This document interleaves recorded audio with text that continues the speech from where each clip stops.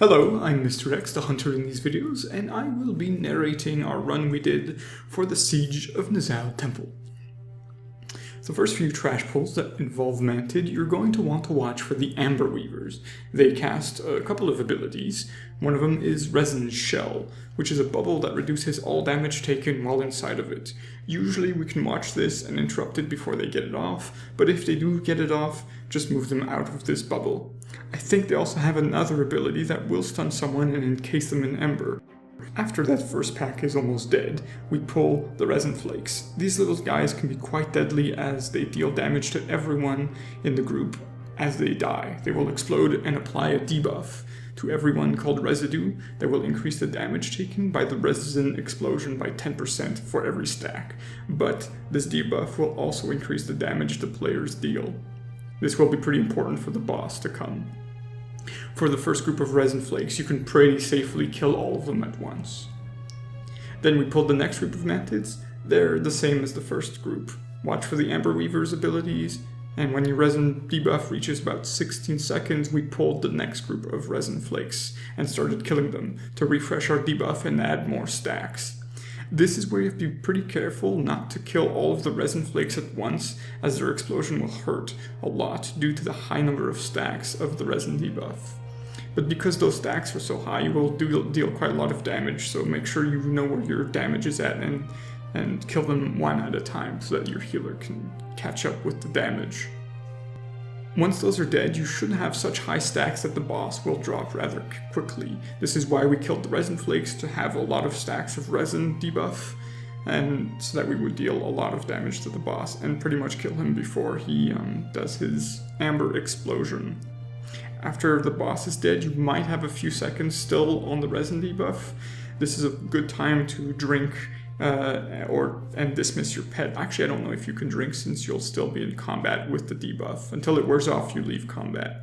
After the debuff is gone and you're out of combat, you're going to want to use your invisibility potion and run up the tree ramp.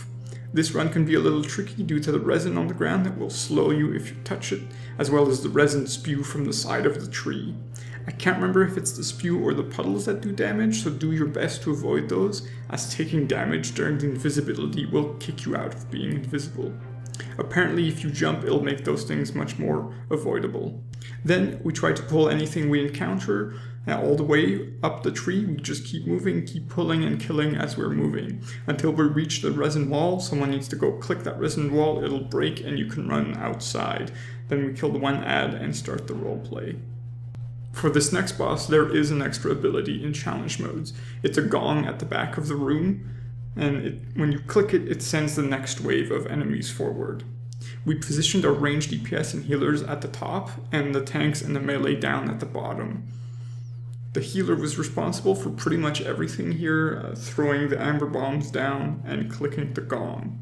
We would call out when the current wave was almost dead, and then they would go click the gong and would bring the next wave, and the next wave would arrive as the current wave died, which was very good for timing. We also completely ignored the amber wing that flies and starts bombing people. He does target people and bomb them. It puts a little graphic on the ground, it's like a little circle. You can step out of it and avoid damage, but it is a little difficult as he does throw those out fairly fast. It does substantial damage, so you want to try and avoid it as much as possible so that your healer doesn't have to do too much work. After all of the waves are done, you can ring the gong once more and it'll bring the boss. I found that he's pretty much the same as on Heroic. Just remember to throw your resin bomb at him after he's done doing his little spinny attack, as he gains a buff that increases his attack speed and damage after that spinny attack. Throwing a resin bomb on him will clear that buff. His spinny attack also can be avoided. You'll see he'll target the person he's going to charge. You can usually, for me, I can disengage before he hits me, because if he hits you, he'll juggle you up in the air and it does a lot of damage. After that, we mount up and run down to the gate. This is probably a good time for your healer to drink.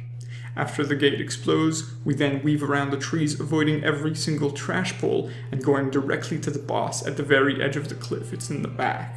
And we engage him there and fight him there for a little bit.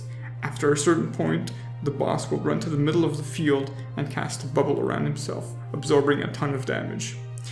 And also calling a bunch of Mantid that fly around and drop bombs on the ground. this is where we pull a bunch of trash that we skipped. I believe we needed around 11. And then to kill them, we picked up the bombs and threw it at them, and it would kill them within a few hits. Those bombs do a lot of damage. There is a specific trash mob that when they die will drop a sort of windy vortex on the ground. If you stand in this, it will grant you a substantial haste buff, which is quite nice for DPSing down the boss when he's not in his bubble. It's also quite nice for the healer to be able to keep up with the heals.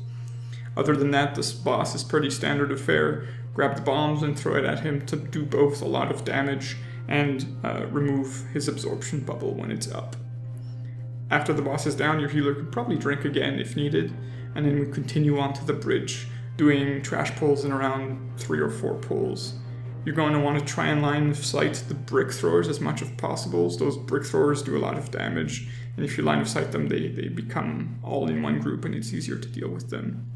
After the last pack is nearly dead, we engage the boss. It's very similar to Heroic. Don't stand in the resin puddles, and if you get a bar on your screen, jump up and down to reduce it. As if the bar becomes full, you become stunned. At a certain point, he'll fly up to the other side of the bridge and cast a wind that pushes you back. Usually I was able to anticipate when this would happen, and I would disengage backwards to cover a lot of ground right off the bat. If you have a speed boost, this also helps a lot here. As well as having a ranged interrupt, it's quite nice. I had a range interrupt, so I was able to make the whole ordeal much more manageable. Especially if you can cover a lot of ground right as he lifts off and be near him as he lands. Then you can interrupt his forceful wind as soon as he casts it, and then everyone can get back to him fairly quickly and damage him. And that's that.